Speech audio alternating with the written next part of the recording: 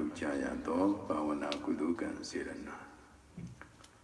ဤစေရနာဖြာဖြာတို့ကြောင့်ဘေးရန်ခတ်သိမ်းကြောင်းကြခတ်သိမ်းစိုးရင်ခတ်သိမ်းကင်းလွန်ငြိမ်းကြဝေးကွာကြ၍အသက်ရှိခြင်းအနာကင်းခြင်းကျမ်းမာခြင်းချမ်းသာများခြင်းအစရှိသောလူရှိရာတောင်းတအပ်သောလောကီလောကုတ္တရာကောင်းကျိုးချမ်းသာမင်္ဂလာပေါင်းတို့နှင့်ခတ်ခတ်သိမ်းပြည့်စုံကြ၍ဆင်းရဲခတ်သိမ်းတို့၏ငြိမ်းရာဖြစ်သောနိဗ္ဗာန်ကိုမဉ္ဇဉ်ဘုံဉာဏ်ဖြင့်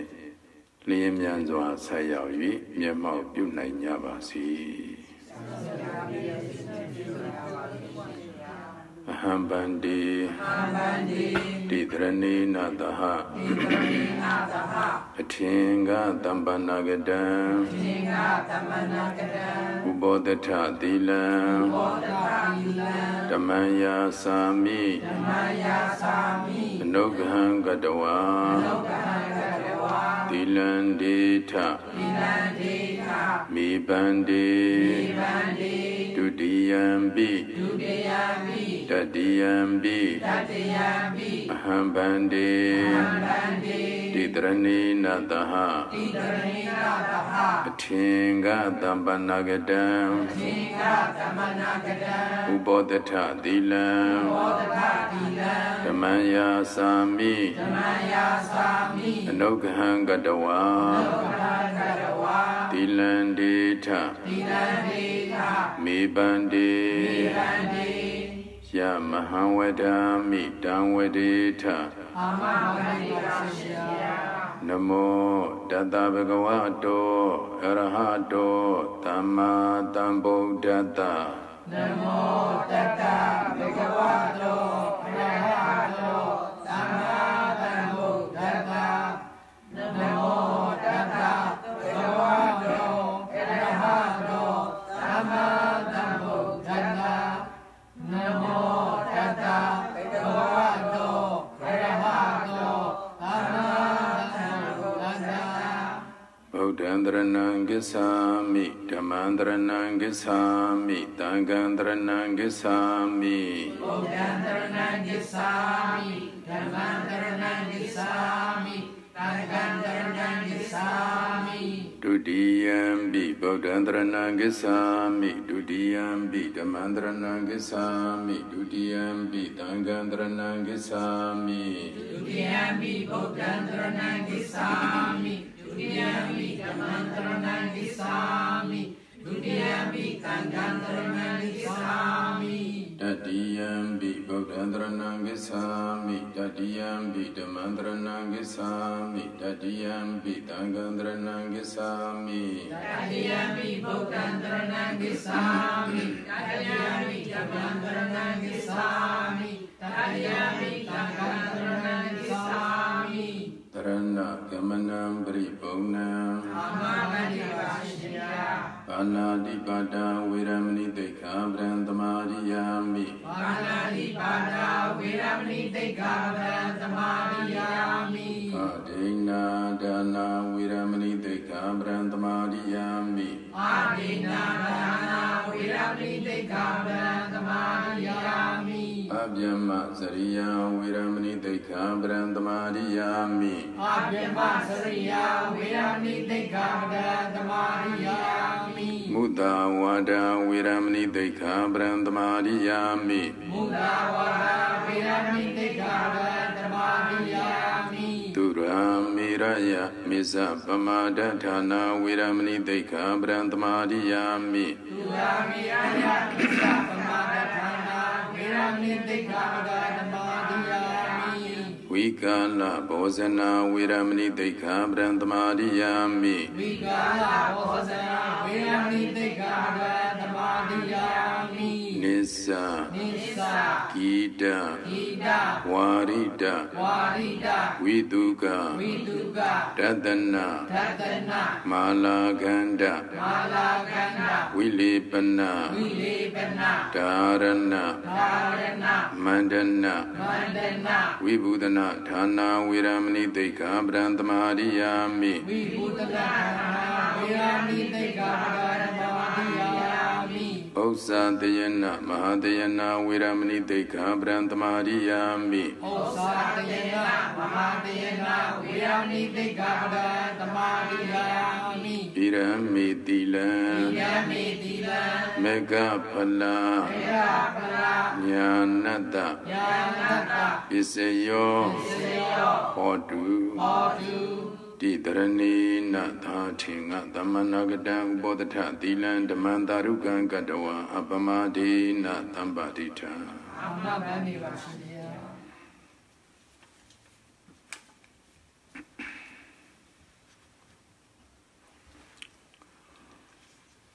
Yeni Tadanaro Ninratangaya Chosen Nakuni Goza Degri Trandoya, she said, Yeni Neulavi John Neye Jada Brini Krene Natan to say Shiku Mila Doze de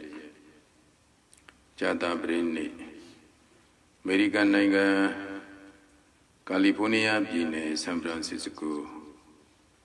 Hewa Mu Murida Shujanda Edwema Shumen was Yaro E. A chain ye Madri Batan. We badana de Yaru, you did the Shuba Atuli Shijare. Yogi Droze Miago, Ponitamata de Alu, Lumaga. Say against and Ripta, Jinsen, Sure de Yago. Tamatana de Alu, Beluma Jabba. Say Muri Kinji Nepoku, Kusia Muri Kinji Nepoku, and Pokurai. The Driptan de Yago. You did in a Siadman, Yobiare, and Lina Biro. Jindon Artoy. Schumann needs a chimabe. Eri Sissia Gusieri Kinsin Naima. This is here, Gusian Laudena Zuro, a bear Sieri Lebe Kinsin Naima. Paramirushi Mesuye, Kana Siye, Tandra Siega Sabiro. Halum Kinsin Toanaine. That Riptan de Ya, Jimbon Arto de Bogumia.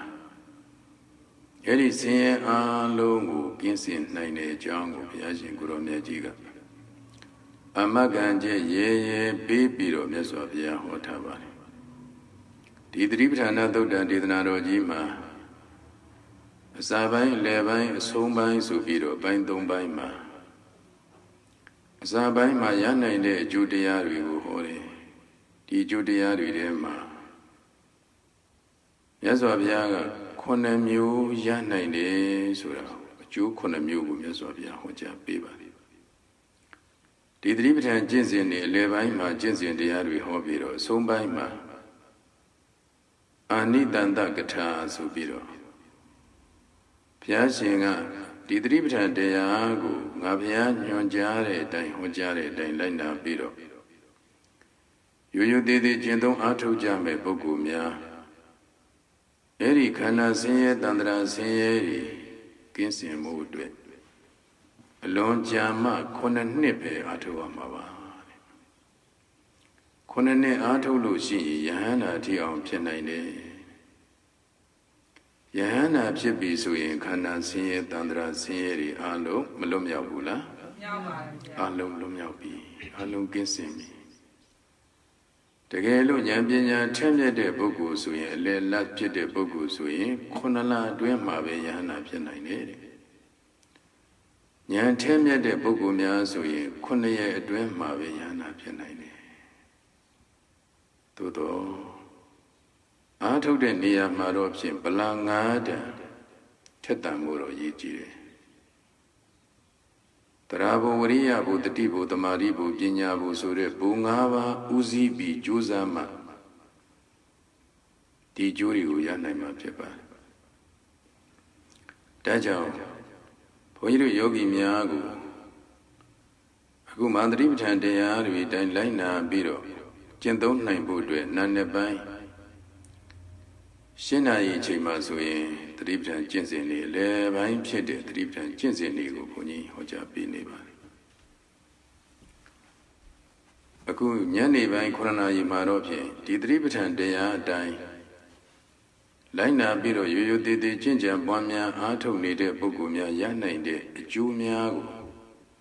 ဘုရားရှင်ကိုရောမြတ်ကြီးဟောကြားတော်မူထားတဲ့အတိုင်းဘုန်းကြီးစွမ်းနိုင်သမျှ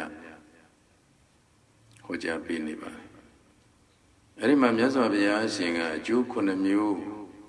ရနိုင်တယ်ဆိုတာကိုဘုရားရှင်ကခုလိုကြေညာပြီးဟောကြားထားပါတယ်။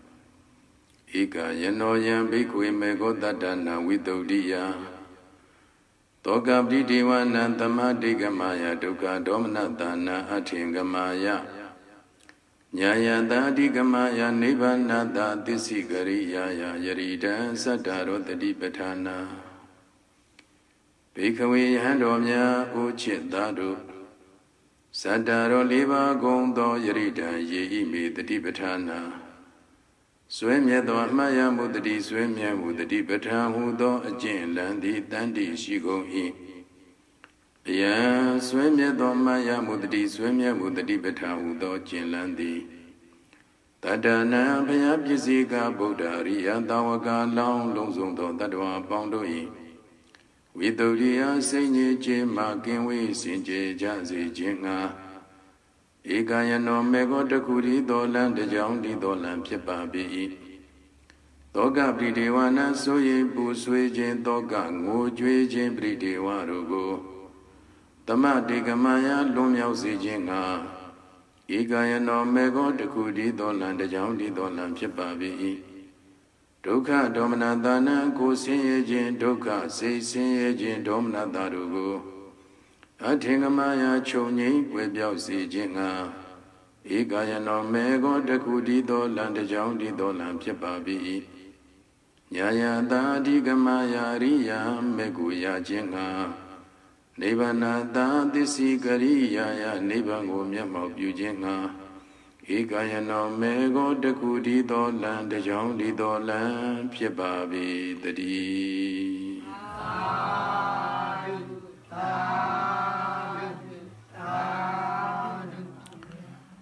မြတ်စွာဘုရားရှင်ကအရိယာမဉ္ဇဉ်ကိုရပြီးနိဗ္ဗာန်မျက်မှောက်ပြုဖို့အတွက်ဒီတတိပဋ္ဌာန်လမ်းစဉ်ဟာတခုတည်းသောလမ်းပဲဒွိရာပထောနှစ်လမ်းမရှိဘူးတဲ့တလမ်းနဲ့ပဲဘုန်းကြီးတို့အခုရွှေရကုံဘုရားကြီးကိုမြန်မာနိုင်ငံသွားတဲ့အခါမှာဒီဘက်ကနေပြီးတော့သွားမယ်ဆိုရင်ဗဟန်းဘက်ကသွားမယ်လမ်းရှိတယ်ဟိုဘက်ကမြို့တွေကနေလမ်းမယ်ဆိုရင်လည်းသွားမယ်လမ်းရှိတယ်အနောက်ဘက်ကလမ်းမယ်ဆိုရင်စမ်းချောင်းဘက်ကလမ်းမလားဘယ်ဘက်ကလမ်းမလဲလမ်းနေရှိတယ်ဒါပေမဲ့လို့အခုနိဗ္ဗာန်ကိုသွားရလမ်းကြတော့တကြောင်ဒီတော်လမ်းနဲ့တလမ်းပဲရှိတယ်ဧကယနာမေကတခုတည်းတော်လမ်းပဲဒီသတိပဋ္ဌာန်လမ်းအတိုင်းလိုက်နာပြီးတော့ကျင့်သုံးပွားများအားထုတ်တဲ့ပုဂ္ဂိုလ်ဟာနံပါတ်1ဝိသုဒ္ဓိယစိတ်ရဲ့အညစ်အကြေးတွေကင်းစင်နိုင်တယ်။ဘာရဲ့အညစ်အကြေးလဲ။စိတ်ရဲ့အညစ်အကြေးပါဗျာ။စိတ်ရဲ့အညစ်အကြေးတွေဆိုတာလောဘဒေါသမောဟစတဲ့ကိလေသာတရားတွေဟာစိတ်ရဲ့အညစ်အကြေးတွေပဲ။ဒီစိတ်အညစ်အကြေးတွေကင်းစင်နိုင်ဖို့အတွက်ခုတတိပဋ္ဌာန်တရားကိုရှုပွားအားထုတ်တဲ့ယောဂီပုဂ္ဂိုလ်ဟာတတရခေနာစေတတ္တတတိအဆောင်လျှောက်လေးရှိရမယ်ထိုင်တဲ့ခံမှလည်းပဲတတိဥစည်းတဲ့စိတ်ကလေးနဲ့ပေါ်ရထင်ရှားရာအာယုံလေးကိုယောဂီပုဂ္ဂိုလ်များရှုရ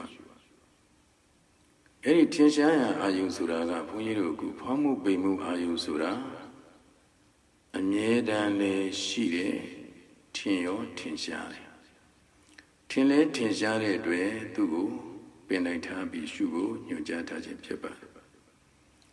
အဲ့ဒီလိုသူ့ကိုရှုတဲ့အခါမှာလေဒီတစ်ခုတည်းရှုရမှလားဆိုတော့မဟုတ်ဘူးအခြားအာယုံ द्वार စုံတိုင်းရှုရမိမိရဲ့မျက်စိမှာဆင်းအာယုံတိုက်ဆုံလာပြီဆိုရင်အဲ့ဒီမြင်သိစိတ်လေးနဲ့မြင်တာလေးကိုရှုရနားနဲ့အတန်ဆုံခိုင်းမှဆိုရင်ကြားတာလေးကိုရှုရနှာခေါင်းနဲ့အနက်နံခိုင်းမှဆိုရင်နံတာလေးကိုမွေးတာလေးကိုရှုရလျာနဲ့ရတာသာတိကအတွေ့အထိကစိတ်ကိုစဉ်းစားကြံစည်ကိုက်မှစလို့ Ayung Dwada Songai Mati, Tati Uzi, Segli, Kapi, Shuni, Nia Mapisi, Jaya Mapisi, Naya Mapisi, Saya Mapisi, Twitia Masikuya Mapisi. Kilita, Wengwe, Yadila, Lo Wamiana. Mimi Gogo, Mimi Drita, Biro Shuchi. Time be Shuni, Chima, let Dilube, the Til Loni, Chima, Kilita, Wene. Kilita Sura, the Chama Mobu, Enga Nirali Kilita. Erima Kilitari winning, the Til Loni, and the Venet Kilitari winning. Twice dia lebeka misana byabara tina meda Odessa Gogosa Wizigesa. Dari wene the Miaro Shedibugoa, the Marile, Mayan Naidalo, Wibadana Nyayo Shepamana. Wibadana Nyama, Mapshe, Menya Punya, Niban Surayo, Yanai Bamala, Yanai, Tajamu. Ye Jizo had the Tibe. Tajamudima, time be Shumade, Chimale with the Timulosin. Mimi Shumade, Ayuboma, Shuziglia, Swem, Tiboma Dinia. Mimi, Benagam Tabja, the Power you pay on Ayun Swin, the Power you pay on Ayumoma, Masiki Dinia. Tilomo, Mimi, Tiny Tile was Shuni, Swin Leve, Mimi, Tiny Tile, Ayun Levo, Mashuzigli Dinia. Tilo Shuni, Yama, Mimi, Kanago, Albain Levi, Tabanga. Kanzamuli Boni and Eri Kanzamuli Bomatri Capishuni. Erilu Boya, Tinshaya, Ayuli, Tiluma Mobu, Mimi Sediga, Ingodriame, Logodriame, Midazudriame, Triani and Leve Eri Dria de Segli would not Segline, Capishule. Daddy Lazaro, Mimi and Narema, that Ayuli, Jana and Jare, that Ayuli. Pavepship Bola the Mia, Ayun Dango, Poiro Yogi Mia, Izada, Kanago Mapisi, Bahida, a beam Mapisi. Eri Ayun Lady Tinshana, Ayumu, the Diuzi de Sigline, Shuni, Eri Lova Doda Sure, saying Jiri, when Ya Umala. Miabu. Eri Yogi Bogua, the Dimien, Shubu Luapa. Mimi Ashuna lo Namane the Dimiani and Namani, Sing Kena. Semanela Shumana, Semane, Puyo Sing Jiri Kendora. Minute don't say Shuna, minute don't say Sing Jiri Kendora. Jajamu Yogi Bugua. Without dia, Sing Jiri, Sing Jene Suyin, Yaswapia, Ikayana Mega. Did the Dibitan Jinsi and Danjima, the Dibitan Jinsi Sura. Kaya Nubadana, Wirana Nubadana, Seta Nubadana, Dama Nubadana. Eri Dema, the Tributan Libarema, Be Ayunga, Tinsha, Shuya, Ayung Boma Shuto. Tinsha, Ayung Boma, Yogi Bogo Ashutoyam. Eri Lu Shuni, Lu, the Uzi, the Sigilin, Kapi Shumi, Nevi Suyin, saying ye Jiri, Lo, a Begama, when Nine Dejamu, saying ye Jiri, Saint Jenny Lime. Number 10. A coup Antony, a coup Dijuyame. That's what we are saying, Gromejiga, Tande Tika. Do ye dearo conore magila, Yamau, 29 dea. Aga Liga, Chamas Haimwe. Mane Ato Yamane, Ne Ato Yanya Ato Yanyare. Ehi Badika. Lumati Dumati, Dali Boshu, Gueshu, Atawa Mediam, Hobu, Tine Bobo. Mimi, Urita, Shujan Babiro, you may also have the other come to Atomalo, La Liomala, Conine. Lava Shuchi Zama. Let do you say Nijiri, Sinja Naimare Sura, let we piano. Let we go sing a sing, Kinsen Naimare Sura, let we piano. Dajamu, Kushuin, Ku Agaliga, Chimsime. Shigero, Kukain, Ku either Lube. Chimsime and a Chechen Ling, Yan and Dea. Sophia. Dajamu Kudima. Widow dear, saying ye Jerry, Saint Janine, the number de Jew. Namanega toka britiwa nam tamatikmaya. Puswe musure toka diari. Lomyam nanjin sure ju. Tagu puni maniga hoge. Anido di puswe muri suraga. Bari jang pinaina le suro. Biatana dia ngaba jang. Di biatana dia ngaba rega tababa jung dui labi suyin. Eri jung dui la de pukurai ha. Puswe muri pita. Tokari pita. Tashi de pukua ta toka pita. Tamishi de pukua tami toka. Kemonshi de pukua kemon toka. Sanishi de pukua sani toka. Pisishi de pukua pisi toka. Yadushi de pukua yadu toka. Puduzi puku manamya di tokari kenai mamana. Makenai. Di putokari sinira. Apuri sura punyiru di ma yogi miyama shire aumwe mnene. Yantangarorio, Puri, Mishibula. Sida, Bojang, Sido, Jong, Buarabe, Puniarabe, Yandori, Bolebe, Yandori, Malebeti, Dime. The Garagama Miago, Tata de Yane, Pizum, the Garagama Miago, me pupi in the other Pide. Mene changeable on the Mane Ayo, Puarabe. Ne changeable on the Nizwa, Puarabe. Edo Tradia Shire Pukuriga Lapiro, Kandija. Tajamu Yasoviaga, Tata Sure Tugdama. Tradia Shire Puku, Chimio Biame. The Gelu, Penesui. Tradia Shire Puku and Nokjani. The Champugua Shimpendari, Toto. Eri Bogo no Chimiawa Mesui, Tradeane Bizo ne Bogo in Chimia. To see who it was. Pajam Lesuro, the gay ye join John Momolo Musuin, Tradeam Shire Bogo Tanto Lucano Miahu. Tradia Shire Bogo at Luma, Tajamu Tradia Shire Bogo Goda, Uzabea, Metradia Shire Bogo Goda, Chimiawa Mesura. As of Yatata Doma, Dile Hotara Shire. Tajamu, Puniru, Yahandom Yamalebe, Lurima go abu doka ne she the lube, Yahandom Yamale, Yahan, Abu Yan, Toka, Mashibulaya. She didn't know. Erima who Yam.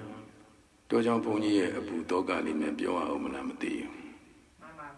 Pony Abu ne, Lu Abu. Erima Pony Abu ne, Lu Abu, Bebu Abu the Le, Sura, Santa Chile Hale. Erima Doyo Ateyama, Shua Ujamshi. Puidu, Gudima Sija, Boguria Leve, Doyo Ariga, Lara Lepsijin Shimava. Guyama, you are only Shijamava. Erima, you are Ujam Sido, Shijam Yidi Suraga, who best sounded, the best sounded Dwe. Payas on it, Kamas on it, Dwe, a conquest of Dwe Dado, Lema Yidisha Jiri, Tata. Nebang Jana Kakala Jaro, Erima, Mighty Adine, so baby, Yidisha Digam, Pop. Erima, Moyavi, so in Moyovi. Moyaro, Moyoro, Jani, Swimmazuro, Pony Congo, Elu Yana. Mayabu, Erimata, Yikayabian. Yikayabian. Ye can be the car, itching to be Tingani Chung, Guian, don't just use a longer baby and not turn to Avian. Congo Maya. Congo Maya or Punia, John the Gao, Yuri. Molin Nula, the Gaji. John Momolo Moon Molin Mobiba O. The guy you got leve, John the Gala leve, the Mafia, the Vido. Dine, Savani, Chini, Gaunusi, the Vido, Moba Mafia, the Lugu. Any luna, the Gale, Chini Magano, Tene, Mamona. Mamona, no, Punya, Munyu, and Senior. Moli Donga, Moli Nulavi, Sui, Senior. Any look the guy who be no let the guy the video. The net sing Pido and the name over Mabia, same of Piano Mamobia. Era ne Monu and Senior Cagana Jaro. Kekwa, the loud of Shila. Namoyo, the Congo Ea Mambo. Pure and Moyo and more than anything I need to be Queen Yama. Pony sing at Ave. I don't think only to be that Gwinia, Mamma Gwina, would call Jeta, Cania, Jeta, Donia. Erane, Punya, Gay, Baba Sibling, John and Pony, Lonia, the Manatuka, Mayao, Tuka, Halo, Tira, Megonagua, Bombers will be John at 20, thing only chum. John at 20, why? Molly knew La Punya Lana be a lami. Mo Lana Pio. Tianeve, Siwaya, Macau, Molly, what that Macau size or a trigger Macauno. Do I let Mamona? Mo knew La and a Punito Lano Martine. Sewing here, do my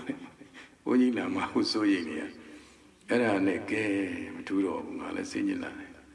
Poamaco, Tira, Macaunes, Pesoli, Pocomo, Dimbido, Twatwa, New Yidioma. New Yidio Twatwa, Bido. Tenia Yogde Cajaro. Who Ludo Macquater Gua Chinipo, Eddie Chini Yogde Cajaro. Lambi Mia,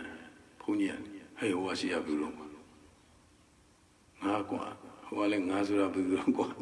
Miro, my Jonathan, a Punya Genio. Nizamo, Mea Bola, Guru Abola. Mengua, Mori knew in the Twitter. Moyo is a matter, Moyo Hinga, Moyo. Jonga Moyo, you mocha aroma. Gongo Maya, Edo, Mingo, Pure, and the Mea Pamonino. Nano Dijalo Gutwala. Mea Nidamo Popular. Oh, Kuroa, Mea, she did a Monyo and Kuroa Lalabi Lucania. Dima, Lurima, Logan, Macomon, and the design is about only what the Mana Legoromati. Get him a Lala Lucanilo, the Viro, let's say you. Good theme, call me, Menadijan and Anetijan. Hori Leland Jama, Hori Lebe, Torebeku, Menga Divega, Leventa. Nga Divema Leventa, Amy Belela, Matarangua. Punine the Garnet, Jonagane, Erimaricare. The Kanyames have been Nijara, Puyu Doya Rima, Savari Bari, Sanjay de Kajaro, Nema Chini Kono, Luluara Suro, Yavain Poachea, and Murivari Toabio. Sanseshi Niani. Any man, New Yirio Yabi, Soyen, Sanjing Bogori, Linga, Usubiro, Lerin, and Yogu Deja, Mon. Elu Mone Kajaro, Gu, Shingan Nibigana Niri, Emira, Duero, Noiri, Hashimaduro, Ushu, and 9 years old. Noiri a job is Shimadu. Shimadu Kajaro, she about Shibani. Any man, labor one in Mataya Bijire, whom I may eat.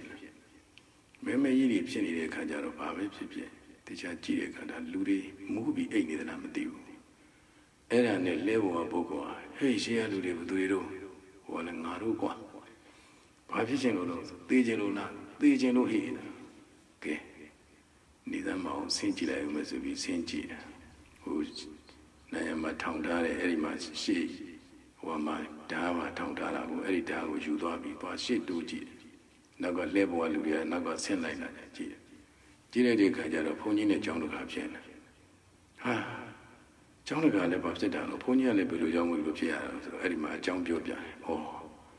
gay, Tiloso and Pony, a boon and Lugabu. Bebu and a bobu de Suvido, Erima. Level Mamba, Zabari, so you labiro. Erima, John the Gaboma, Savari, bone like the John the Asian Baboma, Savari, Jerry, bone like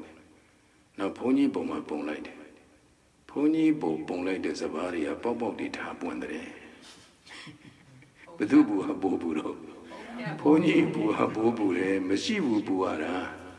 Canaro at the Nilo, the Nitwasai, the Nilo Lucian, the Nit, the Game City, Pony ma to Game Shibu. The Garagama, the Radiashi, Bogo, Lumayara, the Pony, Pony bua, Bobiro bure, Bobo don Buene, Hogana, really matter. The Amo Toka, Maludi Magabu, Pony, the Toka Side. Any Tokari, a Puri, Yen, Chain, Lomia Chain, Mesoviaga, Ikayana Mega. Did the deep Tandiago, Pamia, did the deep Tandiago, Atovian Pamia, eh? Did Toka Sure, Busui Muri, Lomia 90. Tamanega Ponido, Sanse by the Teji, John, Pony, Bishop, and what to the Pony Piogavi, no? Did the deep Tandiago, Jimbo, Jinja, Pamia, Ato Yene. ဒီဆန်ဆက်ပိုင်တထေးကြီးဟာတကယ်သူ့ရဲ့ပူလောင်နေတဲ့အပူတောကတွေတခါတည်းလွန်မြောက်သွားခဲ့တယ်။နောက်ရသော်ဘုရားကတောကပရိဒေဝနံတမတိကမယပရိဒေဝဆိုတာငိုကြွေးမှုဘာပါလိမ့်မလဲငိုကြွေးမှုတောကတွေအားကြီးလာတဲ့ပုဂ္ဂိုလ်ပေါ့ပူဆွေးမှုတွေအားကြီးလာပြီဆိုရင်ငိုကြွေးမှုတွေမဖြစ်ဘူးလားတောကကတဆင့်ပရိဒေဝတွေဖြစ်တာအဲ့ဒီပူဆွေးမှုတွေအားကြီးလာတဲ့ပုဂ္ဂိုလ်ဟာမျက်ရည်မဆဲနိုင်ဘူးအဲ့ဒီမှာလည်းပဲဒီပူဆွေးမှုဆိုတဲ့တောကငိုကြွေးမှုဆိုတဲ့ပရိဒေဝဘယ်လိုအကြောင်းအရာတွေကြောင့်ဖြစ်နိုင်တာလဲဆိုရင်ပြဒနာတရား၅ပါးတပါးပါးကြောင့်ဖြစ်နိုင်တယ်ညာတိပြဒနာမိမိတို့မိသားစုဆွေမျိုးသားချင်းသွေးရင်သားရင်ချစ်ခင်ကြတဲ့ပုဂ္ဂိုလ်တွေရှင်ကွဲကွဲတဲ့ခါမှလည်းပဲပူဆွေးမှုငိုကြွေးမှုပရိဒေဝတွေမတောင်းလောင်ဘူးလားတောင်းလောင်ကြတယ်ခွဲခွာသွားရပြီဆိုရင်တောင်းလောင်ကြတယ်တကယ်လို့မိမိတို့သေကွဲကွဲရပြီဆိုရင်ပူပြီးတော့တောင်းလောင်တယ်အထူးအဖြင့်တော့ဘုန်းကြီးတို့မြန်မာတွေဘုန်းကြီးတို့ဗုဒ္ဓဘာသာဖြစ်တဲ့မြန်မာတွေဟာပူပြီးသူများတဲ့ပူဆိုးတယ်ကိုယ့်ဟာကိုယ်စိတ်လေးကိုတရားလေးနဲ့ကိုယ်အတိလေးနဲ့ကိုဖြေးနေတာတောင်းမှမဟုတ်ဘူးဘယ်ကလူကငိုလေးတယ်ကဲဘယ်နဲ့ပါလဲမငိုရင်မချစ်ဘူးလို့သူတို့ကစိတ်ကထင်သလားမသိဘူးအတင်းကိုခိုင်းနေတယ်တကယ်တော့ဘုန်းကြီးတို့ယောဂီများတကယ်တမ်းတရားရှိနေတဲ့ပုဂ္ဂိုလ်ဟာတရားလေးနဲ့ဖြေရမှာတရားလေးနဲ့နှလုံးသွင်းရမှာသူကရှိကသွားရင်တို့များကဘာလုပ်ရမှာလဲနောက်ကလိုက်ရမှာဒါလေးတွေကိုတန်ဝေကယူပြီးတော့နေရမှာအခုမဟုတ်ဘူးကိုเจ้าနေပြောဒီเจ้าနေပြောလျှောက်ပြောပြီးလျှောက်ငိုအဲ့လိုငိုနိုင်မှချစ်တယ်လို့ထင်ကြတယ်ဒါကြောင့်ဟောဒီမှာပရိဒေဝဆိုတာအဲ့ဒီလိုသေကွဲကွဲတဲ့ခံမှလည်းပဲပရိဒေဝတွေပြီးတောက်လောင်တာပဲနောက်တကဘုန်းကြီးတို့ဘောဂပြဒနာကြောင့်ဘောဂပြဒနာပစ္စည်းဥစ္စာတွေပစ္စည်းဆုံးရှုံးသွားတဲ့အခါမီးလောင်သွားတဲ့အခါကြည့်လိုက်စမ်းအဲ့ဒီမီးလောင်ခံရတဲ့ပုဂ္ဂိုလ်တွေအိမ်ကပုဂ္ဂိုလ်တွေဘာလုပ်နေကြရည်နေကြတာလားငိုနေကြတာငိုနေကြတာဒါဘုန်းကြီးတို့ဒါမျက်မြင်ကိုယ်တွေ့တွေနော်ဒါပရိဒေဝတွေဒါပစ္စည်းတွေဆုံးရှုံးသွားတဲ့အခါမှာပစ္စည်းဥစ္စာတွေဆုံးရှုံးသွားတဲ့အခါမှာငိုကြွေးကြနောက်ပြီးတော့ရောဂပြဒနာမိမိမှာသေလောက်တဲ့ယောဂဝေဒနာဖြစ်လာရင်ဘုန်းကြီးမနေ့ကပြောတယ်မိမိရဲ့မိတ်ဆွေကဖြစ်စီသွေးသားရင်းတွေကဖြစ်စီလာပြီးတော့မိမိမကြမ်းမာတဲ့အခါဆေးရုံမှာဖြစ်စီအိမ်မှာဖြစ်စီလာပြီးတော့ဝတ္တရားအရာလာပြီးတော့မေးကြတယ်ပြူကြတယ်အပေးကြတယ်အဲ့ဒီခံမျိုးဆိုရင်ဒီခံစားနေရတဲ့ပုဂ္ဂိုလ်ကနှုတ်ကမဖြစ်နိုင်ဘူးမျက်ရည်တွေတွေ့ကြဒါပရိဒေဝလေဒါမိမိရဲ့ယောဂတွေကြောင့်ကိုယ့်ဟာကိုယ်တယောက်တည်းတွေးရင်လည်းပဲ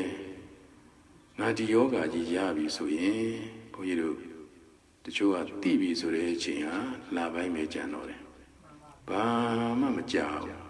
ဘုန်းကြီးတို့အသေးနဲ့ပတ်သက်တဲ့ယောဂဆိုရင်လာပိုင်းပဲဘာမှမကြောက်သိလိုက်တာနဲ့ချစ်ချင်းပဲအဲ့လိုဆိုတော့ငါအင်မတန်မှမြန်နိုးတဲ့မိသားစုနဲ့ငါခွဲခွာရတော့မယ်သာသမီပုံမှာမြန်နိုးတဲ့ပုဂ္ဂိုလ်သာသမီမိမိရဲ့မြည်လေးတွေပုံမှာမြန်နိုးတဲ့ပုဂ္ဂိုလ်မြည်မိမိရဲ့ပစ္စည်းပုံမှာတွေ့တာတဲ့ပုဂ္ဂိုလ်ဟာအဲ့ဒီပစ္စည်းနဲ့ပတ်သက်လို့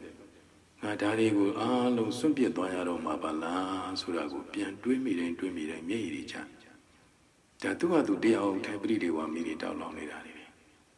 ဒါကြောင့်မို့ဟောဒီရောဂပြဒနာကြောင့်လည်းပဲငိုကြွေးမှုတွေဖြစ်တာပဲနောက်တကသီလပြဒနာဒါလည်းပဲဒီတိုင်းပဲစောင့်တည်ဆောင်ထိန်ထားတဲ့သီလပြည့်လို့တော့ငိုတဲ့ပုဂ္ဂိုလ်မရှိဘူးအောင်မိတာပဲဒါပေမဲ့ဘုန်းကြီးတဦးတော့တွေ့ဦးတယ်မြန်မာနိုင်ငံမှာဘုန်းကြီးတို့တရားကြီးကျူးဆန်းစားအားထုတ်တဲ့သီလရှင်လေးတစ်ပါးရှိပါတယ်သီလရှင်လေးဆိုတာလည်းပဲအရွယ်ရောက်မှသီလရှင်ဝဲပြီးတော့မြဲနေတဲ့သီလရှင်လေးအဲ့ဒီမှာသူယောဂဝေဒနာတွေရမကြမ်းပါတဲ့အခါဆေးဝါးများကုသရပါတယ်အဲ့လိုဆေးဝါးကုသတဲ့အခါမှာဆေးတွေတောက်တဲ့အခါမှာဆရာဝန်ကအစာရှိမှတောက်ရမယ်အစာလေးခံပြီးတောက်ရမယ်မတောက်ရင်ဥမှသွားထိလိမ့်မယ်အစာအိမ်မှသွားထိလိမ့်မယ်ဒါကြောင့် ဆေးတောက်မယ်ဆိုရင်အစာလေးစားပြီးမှတောက်ပါဒါပေမဲ့လို့ဒီဆရာလေးကပြောမရမစားဘူးအဲ့ဒီမှာမစားတဲ့ခါကျတော့လူနာစောင့်ရှောက်တဲ့ပုဂ္ဂိုလ်တွေကဆရာဝန်ကြီးလာတဲ့ခါဆရာဝန်ကြီးပြောတာပေါ့ပြောတဲ့အခါကလည်းကြတော့အဲ့ဒီမှာဆရာဝန်ကြီးကအဲ့ဒီဆရာလေးကသိကျင်နာလားပါလားညာလားပေါ့အဲ့လိုပြောတဲ့အခါဒီဆေးတောက်ရင်ဆရာလေးအစာမရှိဘဲနဲ့တောက်ရင်ဆရာလေးမှာအစာအိမ်မှာဘယ်လိုဖြစ်မယ်ဥမှာဘယ်လိုဖြစ်မယ်စသည်ပေါ့လေပြောတာပေါ့အဲ့လိုပြောတဲ့အခါကျတော့ဆရာလေးကသိကျင်နာသိပါစေသူတီလာကိုတော့လုံးဝအပြစ်မခံနိုင်ဘူးသူသာသနာຫນွယ်ဝင်တီလာရှင်ဖြစ်နေခုလိုသာသနာတော်ဝင်ရောက်လာတာတီလာကိုညံနိုးလို့ဝင်ရောက်လာတာဒါကြောင့်မို့သူတီလာကိုတော့ဖြင့်လုံးဝအပြစ်မခံဘူးဆရာရဲ့ဆေးကိုမတော့ရလို့သိခြင်းလဲသိပါစေအသေးပဲခံမယ်ဆိုတာလေးကိုမျက်ရည်စက်လက်နဲ့ပြောတာလေးကိုဘုန်းကြီးတွေ့ဘူးပါနဲ့ဒါလည်းပဲဘုန်းကြီးတို့ယောဂီများကိုယ်တီလာကိုအပြစ်စီးမခံနိုင်တာလေဒါကြောင့်မို့ပရိတေဝနောက်တကကိုချင်းတီလာပစ္စည်းပြီးတော့နောင်တရပြီးတော့မျက်ရည်ကျတဲ့ပုဂ္ဂိုလ်တွေရောမရှိဘူးလားနောင်တရပြီးတော့ကိုယ့်ဟာကိုချင်းတီလာတွေပစ္စည်းကိုချင်းတီလာပစ္စည်းတဲ့အခါကျတော့သားလေးတွေနဲ့ခွဲခွာရသမီးလေးတွေနဲ့ခွဲခွာရအဲဒီလိုခွဲခွာနေရတဲ့အခါမှာသူ့ဟာသူကြိတ်ပြီးတော့ပူဆွေးရတာတွေအများကြီးပဲသားနဲ့တွေ့ချင်လို့တွေ့လို့မရသမီးနဲ့တွေ့ချင်လို့တွေ့လို့မရကိုအမှားကြီးမှားခဲ့ပြီးတာတွေကိုပြန်ပြီးတော့နောင်တရပြီးပရိဒေဝတောင်းလောင်တဲ့ပုဂ္ဂိုလ်တွေများကြီးအဲ့ဒီကံမျိုးမှာအခုလိုသတိပဋ္ဌာန်တရားလေးများ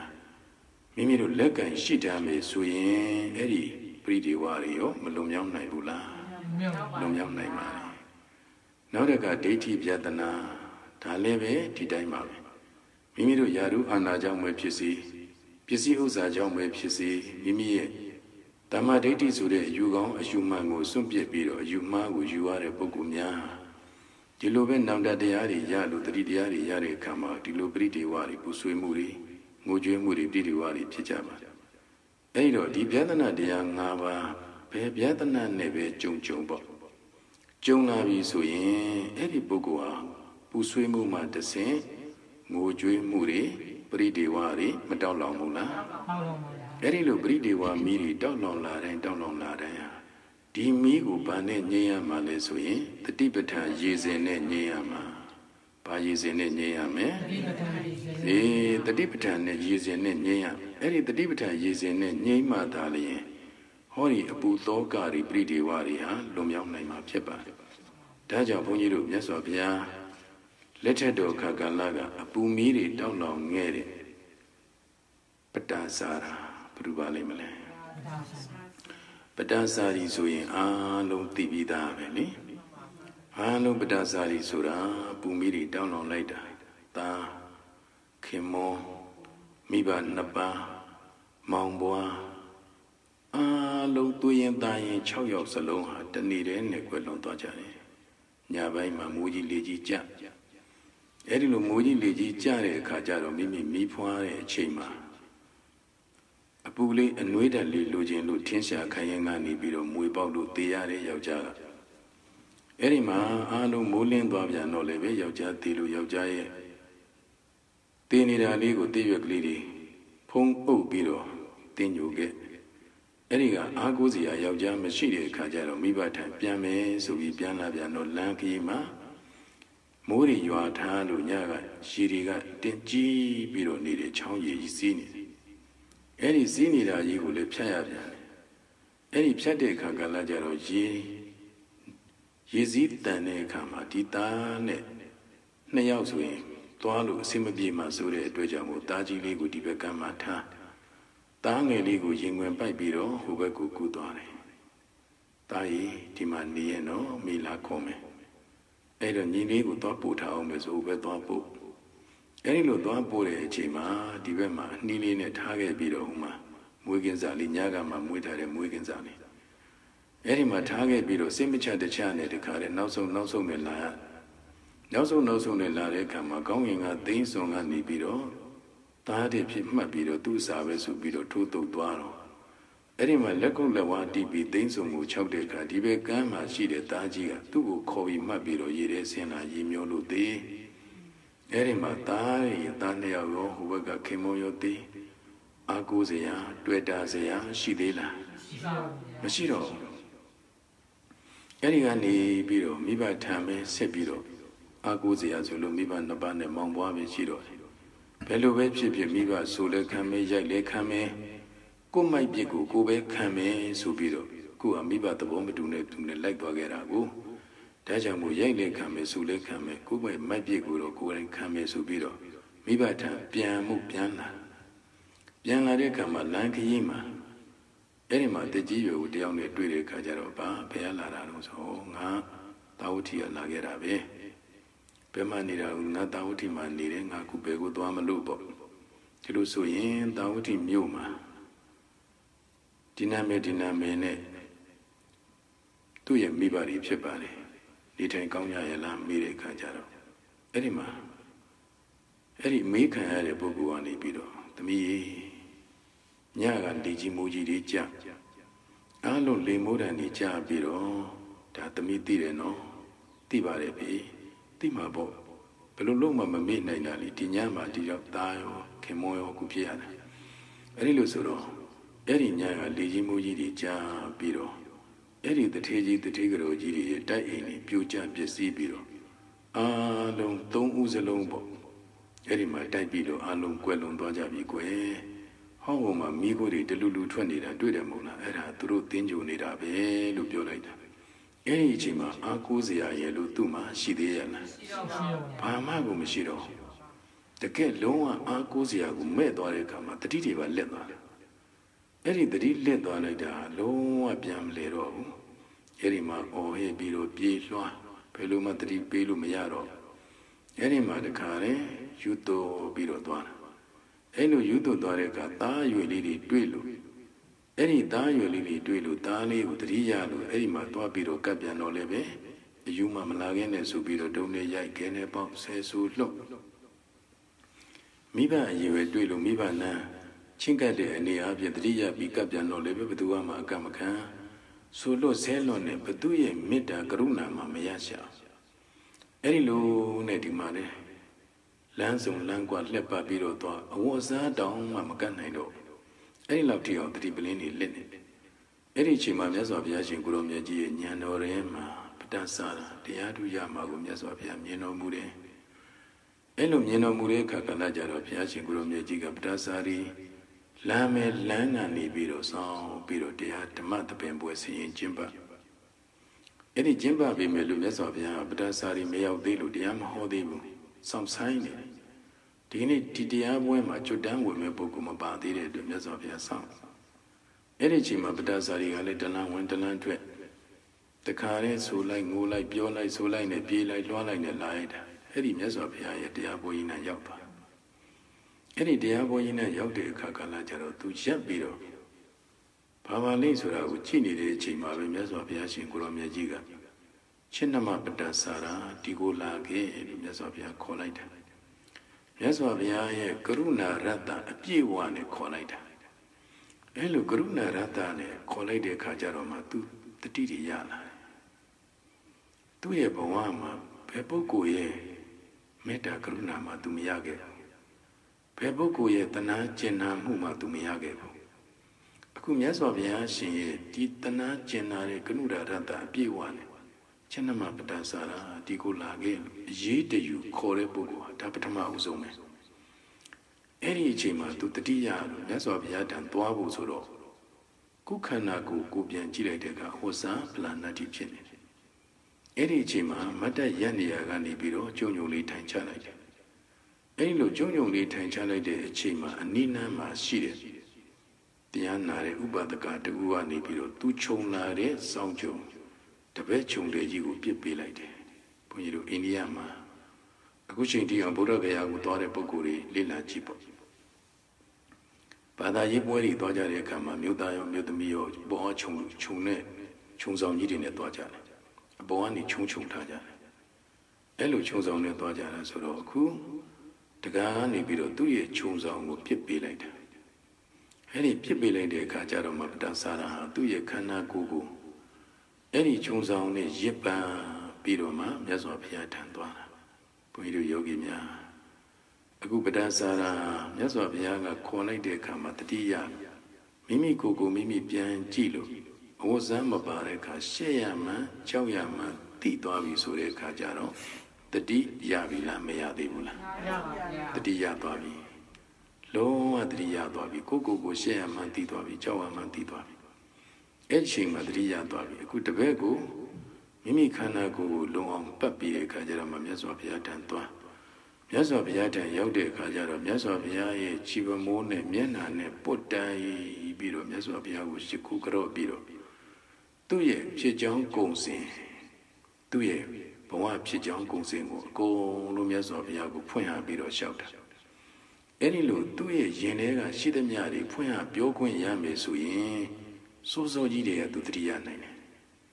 ဒါပေမဲ့ဘယ်သူမှအပြောမခံဘူးလေ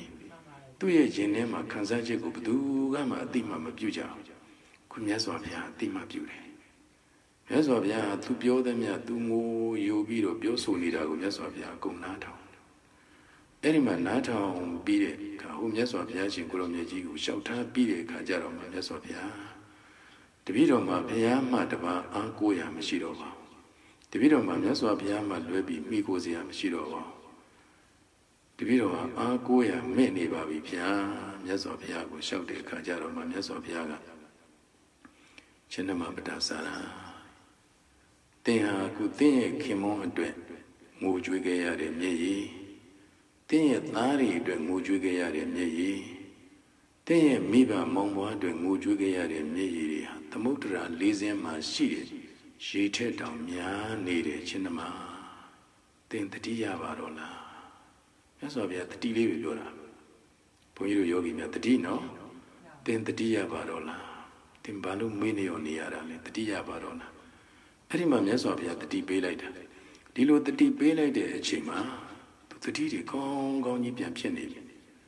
အဲ့ဒီလိုတတိတွေကောင်းကောင်းစိတ်တည်ကြည်လင်လာတဲ့အချိန်လေးမှာကြာမှာမြတ်စွာဘုရားကနတ္တန္တိဗုဒ္ဓဒါနာယနာပိတာနာပိပန္နဝါဆိုတဲ့ဂါထာလေးကိုမြတ်စွာဘုရားဟောတာမိဘပဲဖြစ်ဖြစ်မိဘတွေသေဘေးနဲ့ကြုံလာလို့ရှိရင်ဘယ်သားသမီးကမှမကယ်နိုင်ဘူးတဲ့သားသမီးတွေသေဘေးနဲ့ကြုံလာရင်လည်းဘယ်မိဘကမှမကယ်နိုင်ဘူးတဲ့မိမိပုံမှာချစ်လာပါရဲ့မြန်နုလာပါရဲ့ဆိုတဲ့ပြောတဲ့ပုဂ္ဂိုလ်တွေချစ်ကြွဝင်တဲ့ပုဂ္ဂိုလ်တွေလည်းပဲတူကိုတူမကယ်နိုင်ဘူးတဲ့သေဘေးကြုံရင်မိမိတို့မိတ်ဆွေအပေါင်းအသင်းတွေလည်းတယောက်ကိုတယောက်ဘယ်သူမှမကယ်နိုင်ဘူးဣဒံမတ္တဝတ္တညတ္တဝါပဏိတောသီလတံဟုတောသီလနဲ့ပြည့်စုံတဲ့ပုဂ္ဂိုလ်အသိလိမ္မာဉာဏ်ပညာရှိတဲ့ပုဂ္ဂိုလ်အဲ့ဒီပုဂ္ဂိုလ်များကတော့မိမိရဲ့ကိုယ်ကိုမိမိသီလကိုစင်ကြယ်စေပြီးတော့နိဗ္ဗာန်ဂမနံမေကံနိဗ္ဗာန်သွားရလမ်းကြောင်းဖြစ်တဲ့တတိပဋ္ဌာန်မေခင်ဆိုတဲ့အကျင့်မြတ်တရားတွေကိုကျင့်ကြံပွားများအားထုတ်တဲ့ခြင်းဓမ္မလို့မြတ်စွာဘုရားကတတိပေးလိုက်တယ်အဲ့ဒီတတိပေးလိုက်တဲ့အချိန်မှာမြတ်စွာဘုရားဟောတဲ့တရားကိုနားတယ်ခန္ဓာမှာလည်းဉာဏ်စိုက်ထားတဲ့အခါကလည်းကြတော့ဘုရားရှင်ရဲ့တရားဒေသနာဆုံးသွားတာနဲ့တပြိုင်နက်တည်းသောတာပတ္တိမဉ္ဇဉ်ပူညာဆက်ရောက်သောတာပန်အရိယာပုဂ္ဂိုလ်ဖြစ်သွားတယ်အဲ့ဒီမှာသူ့ရဲ့အပူသောကတွေငြိမ့်တဲ့သမျှငြိမ့်သွားတယ်ပရိဒေဝသို့တော့ငိုကြွေးမှုဆိုတာကတော့ဘုန်းကြီးတို့ယောဂီများဒေါသဆိုတာကအနာဂံမှပယ်နိုင်တယ်ဘယ်သူမှပယ်နိုင်တယ်ဒေါသဆိုတာအနာဂံဖြစ်မှပယ်နိုင်တာမျက်ရည်ကျတယ်ဆိုတာဒေါသဒါပေမဲ့လို့အခုလိုတတိကပ်ပြီးတော့ရှုမှတ်နေတဲ့အချိန်မှာတော့ဖြင့်တတိငါမပယ်နိုင်ဘူးလားဗျာပယ်နိုင်သွားတယ်အဲ့ဒီကနေပြီးတော့မြတ်စွာဘုရားတန်ဘေကုဏီမှာပြုလုပ်ဖို့ခွင့်တောင်းမြတ်စွာဘုရားရှင်ကနေပြီးတော့အခြားဘေကုဏီမှာတူကိုခေါ်ပြီးတော့ဘေကုဏီမှာပြုလုပ်စေလို့အဲ့ဒီမှာဘေကုဏီမှာပြုလုပ်ပြီးတဲ့အခါမှာလည်းပဲဒီပဒစာရီဟာခေါင်းပါတဲ့အခြင်းကိုခြင်းတယ်ခေါင်းပါတဲ့အခြင်းကိုခြင်းတယ်မိမိရဲ့ဝတ်စုံဒီတစုံကနေပြီးတော့နောက်တစုံလူမဲ့လူရှိရင်ဒီတစုံကိုစွန့်ပလိုက်တယ်အဲ့ဒီလိုပဲပြောရရင်ကတော့တတုဋ္ဌိတန်လေးကရှိတာနဲ့ရောင်ရဲနေတာပေါ့အဲ့ဒီလိုနဲ့တပါးတဲ့ဣက္ခစာရီတရားကျင့်ကြံပွားများအားထုတ်တယ်အဲ့လိုအားထုတ်နေရင်ကနေပြီးတော့တဏှိသောအခါမှာမိမိရဲ့သင်္ကန်းကြောင့်လေးပေါ်ကနေပြီးတော့အောက်ကိုဆင်းဉာဏ်လမ်းမှာဆင်းပြီးတော့ဈဉာဏ်လျှောက်တယ်ခုဘုန်းကြီးတို့ယောဂီများလျှောက်တယ်လို့ကိစ္စံတော်ဝါကိစ္စမိတိပဇာနာတိ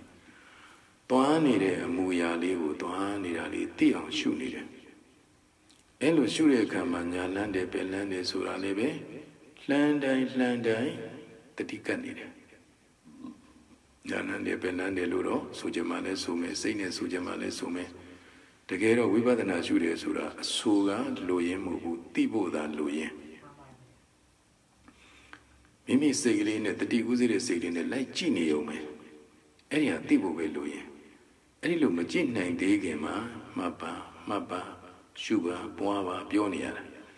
တကယ်လို့ဒီပုဂ္ဂိုလ်ဟာတကယ်ကိုနိုင်နေလာပြီဆိုတဲ့ပုဂ္ဂိုလ်ဟာအဲ့ဒီတတိဥစေတဲ့စိတ်လေးနဲ့နောက်ကသိနေဖို့ပဲလိုတော့တယ်အဲ့ဒီမှာသိဖို့ပဲလိုတော့တယ်အဲ့ဒီလိုဈဉ္ဉံသွားပြီးတော့ဈဉ္ဉံလျှောက်ဈဉ္ဉံလျှောက်ပြီးပြီဆိုတဲ့အခါကာလကြတော့ဈဉ္ဉံဣရိယာပုနဲ့ပြင်မှန်းလာပြီအဲ့ဒီမှာကြောင်းမော်ပြန်တက်ပြီးတော့တရားထိုင်ဣရိယာပုနဲ့ရှုမှတ်မယ်ကြောင်းမော်မတက်ခင်မှာအဲ့ဒီလေကဥမှာဘုန်းကြီးတို့ရေစေးခြေစေးအင်းမြင်ဆိုတာရှိတယ်ခြေစေးဥဆိုတာရှိတယ်ဓမ္မစောပြန်တက်တဲ့ကကြောင်းတိုင်းမှာရှိတယ်ဒီကနေ့ခေတ်မှာဘုန်းကြီးတို့မြန်မာနိုင်ငံမှာဘယ်မှာရှိလဲလို့မေးရင်မွန်ပြည်နယ်မှာရှိတယ်မွန်ပြည်နယ်ကကြောင်းလေမှာဆိုရင်ကြောင်းတိုင်းကြောင်းလှေကားစင်းမှာရေအိုးသို့မဟုတ်ရေကန်ခြေစေးအင်းမြင်ရှိတယ်ကြောင်းမို့တက်မယ်ဆိုရင်ခြေစေးပြီးမှတက်ရတယ်မြတ်စွာဘုရားလက်ထက်ကလည်းဒီတိုင်းပဲအဲ့ဒီလိုပဲအခုဒီမှာခြေစေးအင်းမြင်နဲ့ရောက်တော့သူခြေစေးပြီးမှကြောင်းမို့ကိုတက်မယ်ဆိုတော့ရက်တဲ့ခံမှလည်းသူတတိမလို့အဲ့ဒီကနေပြီးတော့ဘုန်းကြီးတို့ရေမှုတ်ပေါ့အခုခင်လို့တန်ခွက်လေးရှိမှမဟုတ်ဘူးပလတ်စတစ်ခွက်လေးရှိမှမဟုတ်ဘူးဘုန်းကြီးတို့အုပ်မှုတ်ခွက်ပဲရှိမယ်အဲ့တော့ရေမှုတ်ခွက်ကလေးစီကိုလက်လန်းနာကိုင်းနာယူတာခတ်တာအဲ့ဒီကနေခတ်ပြီးတော့မိမိရဲ့ခြေတော်ပေါ်ကိုလောင်းချလိုက်တယ်အဲ့လိုခြေတော်ပေါ်လောင်းချလိုက်တဲ့အခါကျတော့ရေလေးကခြေတော်ပေါ်ကနေပြီးတော့ကျမ်းပေါ်ကနေပြီးတော့မြေကြီးပေါ်အစင်းစင်စီးဆင်းသွားတာနော်အဲ့ဒီမှာစီးဆင်းသွားတဲ့အခါကျတော့မြေကြီးပေါ်မှာစီးသွားတဲ့ရေလေးဟာတနေရာရောက်တော့သူခန်းချောက်သွားတယ်အဲ့ဒီခန်းချောက်သွားတာလေးကိုသူကြည်ရင်းနဲ့လောကမှာရှိတဲ့တ attva တွေပထမအရွယ်လေးပဲဒီလိုသိနိုင်ပါလားမြဲတာကိုသိတာလားမမြဲတာသိတာလားရေလေးရဲ့ခန်းချောက်သွားတာလေးကြည့်ပြီးတော့သူမှဒါဆင်ကျင်ပြီးသိတာဘာလုပ်ပြီးသိတာလဲဆင်ကျင်ပြီးသိတာ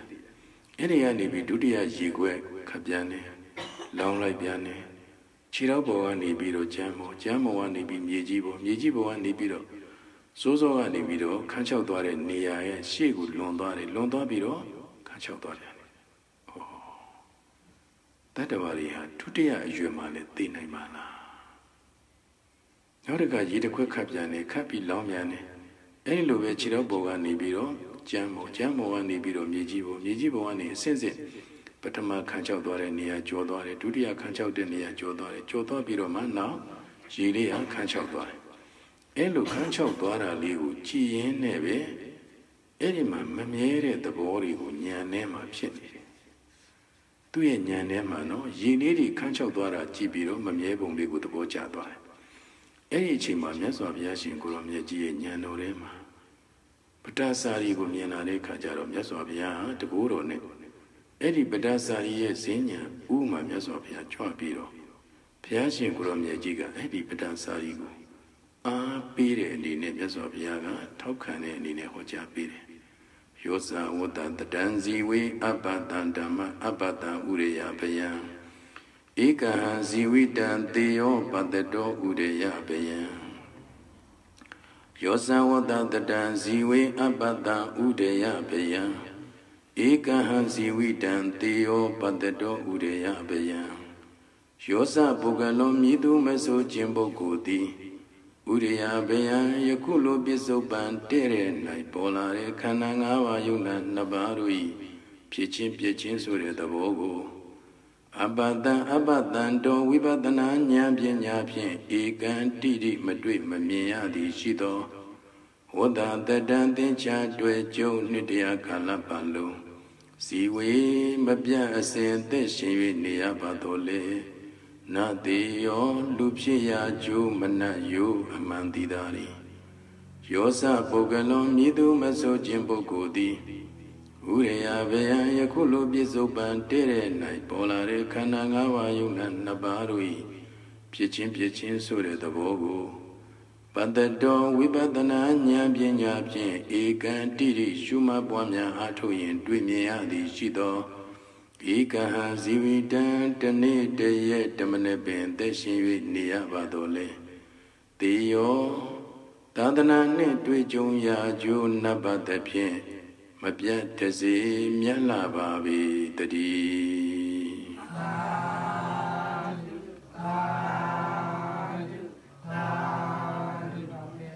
Harima Miaso Biasin Guru Miajiga Chinama Bada Sara The Kunyane Mapindi Daria Mane Piasin Topan Lighter Tijuna Dama Dinkara Dayari Mamere the Bogu Nyane The Chinta Kali Lama Matia Lushi Tibogu the Yajo Shishi Nia Bime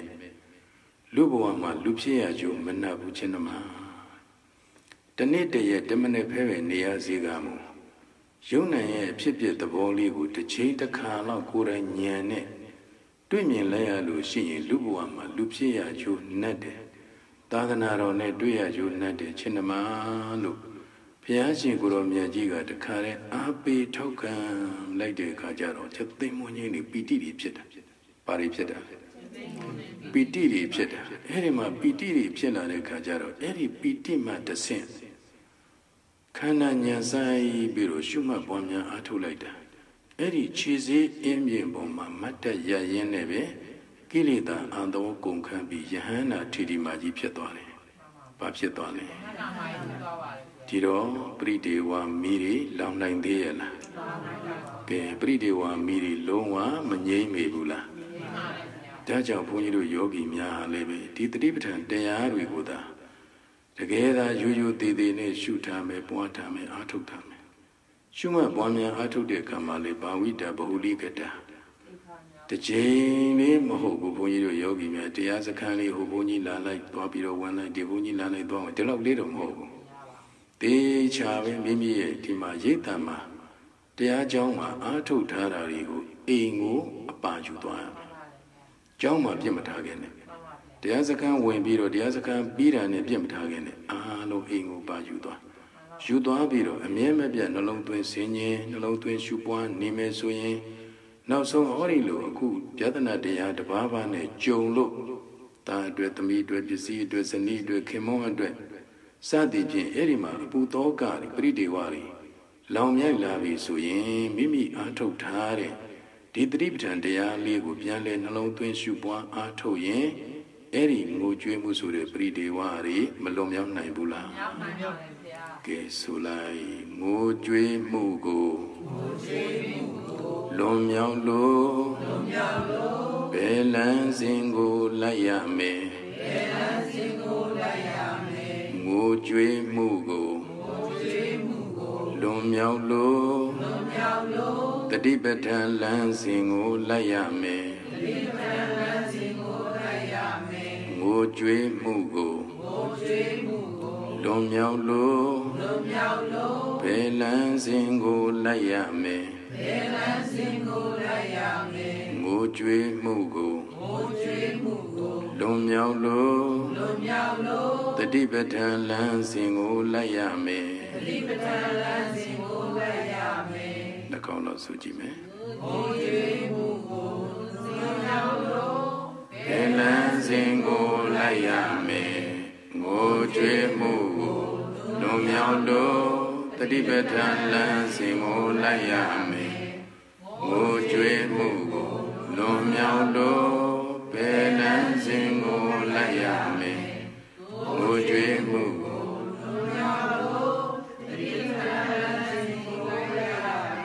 The Gelu Mimiro Mati, Abu Dogari, Bridiwari, Jundui Lalu Sien, Pelansing Lajame, Titribitan Lansing and Lina Biro. Kubiore, the D Uzi Sigline, as of Yaga Padasari, Uchinama Padasari, the D Tabarola. Odemola,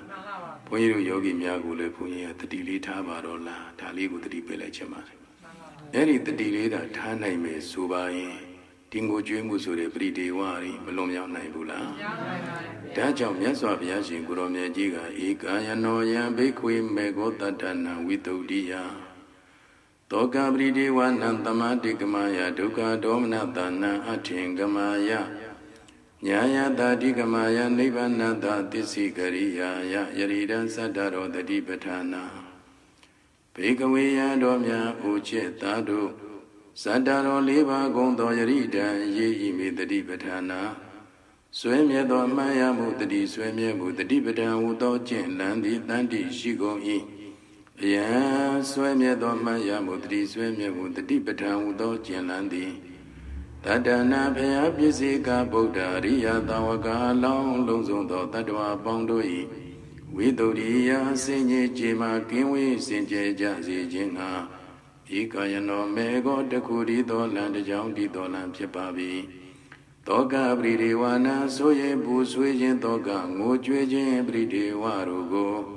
Tamadigmaya Lumio Sijinga. Ikayano Mego, the Kurido, Land, Jondi, Dolan, Pipabi, the D.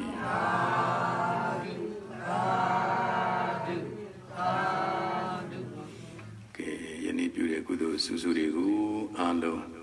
Sudan Biro, Mipa Masabiro, Winnie Amiago, Yatampi women, no, Mimiroku, Mini Sauti Sautia, Tilari, Chichampomia Atuare, Bawana Kuduri, Tianayare Kuduri, Nabiro Badita, Nabata Numorana Kuduri, Tikudo Susuri, Yogi Maya Tantama, Shija Gulamia, Nabiro Mimiro di Kuduri, Mimiro Yao, Junaimbo, Aton Naimbo, Yene Swan Ludanya, Kudu Shimiaga, Kopi Pio, Makin Tutujo, Mita, Zuma, Yene, Tangaromia Yogi Drosi Miago, Haradana Swan Ludamari, Eri Kudu Susurigo, Hano, Sudan, Biro, Mipa Masa Biro, Yatan Wijaya, no? Ke Ido Bubia, Yapo Nyajao, Chamia, Eji, Beme Midi. Shwe Pito Chao Lam Kaupe Yao Yabalo Toto Bawa Chenle Yale Doka Vida Yaman Abang Magong Udemya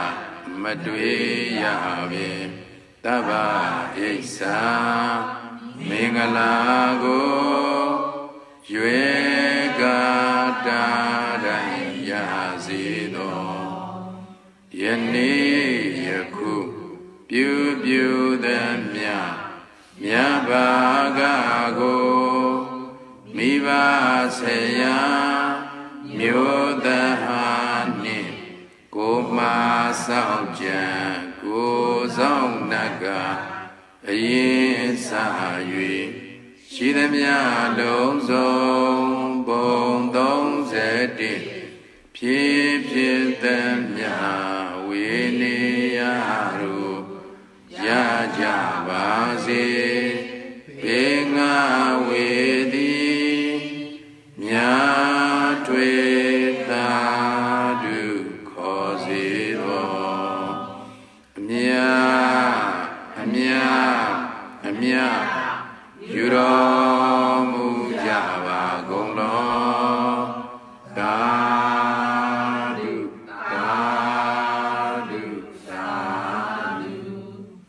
Nya Yuro Mujava Gonglo